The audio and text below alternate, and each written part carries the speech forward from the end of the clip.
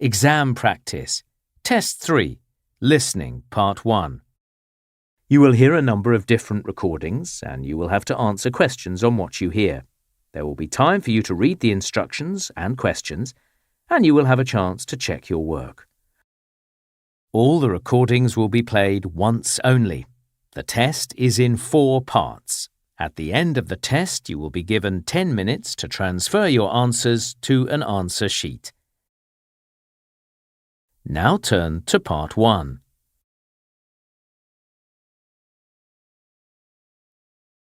You will hear a conversation between the organizer of a short film competition and a man who is interested in taking part in this event. First, you have some time to look at questions 1 to 5.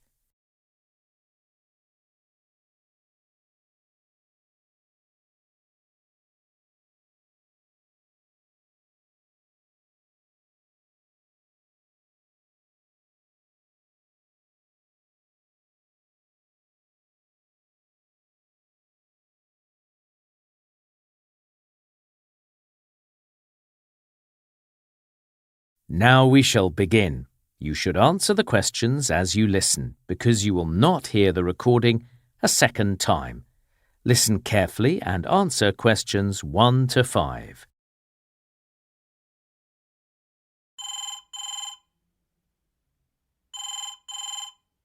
Oh, hello. Is this the right number to call for the short film competition? Yes, how can I help? I know the competition's been running for 10 years, but I've never taken part before. I want to be clear on the rules. Is 20 minutes the maximum length of the film? That's correct. So, shall I run through some of the other rules for entry? That'd be great. I'll make some notes. All right, so the deadline for getting the whole film made and sending it in to us is on Wednesday, May the 15th. Oh, really? I thought the submission date was sometime at the end of June, the 30th. That's when the judges announce the winners. Right. I guess I don't have as much time to make this film as I thought. Now, just so it's clear, one of the rules is about the team of people you have working with you. Will you be doing most of the filming yourself? Probably, yes. OK, but perhaps you'll be needing some technical support with editing and the audio? I imagine so. That's fine, but you can't employ any professional actors, I'm afraid. They all need to be new to acting, having a go for the first time. I see. Not a problem. Now, I know that one of the rules is about the things you need to include in your film. That's right. Last year, all films had to include a scene with a broken pair of glasses. What about this year? Well, it's been decided that one of your main characters has to be a child. Or if you prefer, it could be an animal instead, but we have to see them in a number of scenes, OK? All right, I'll have a think about that. I'm not sure which one would be easier to work with. It can certainly be a challenge, but that's what the competition is all about. Now, it's not just our rules you need to think about. You might also need to get permission, say, for example, if you decided you wanted to add some music to the film. That sounds complicated. I suppose I could use a local band, people I know that would help out.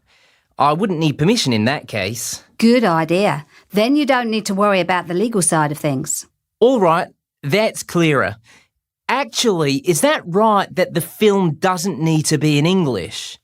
Yes, because if a film wins the competition in this country, it could end up being part of an international competition.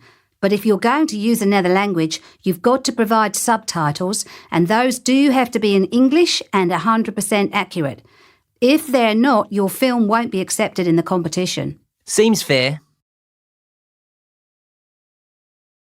Before you hear the rest of the conversation, you have some time to look at questions 6 to 10.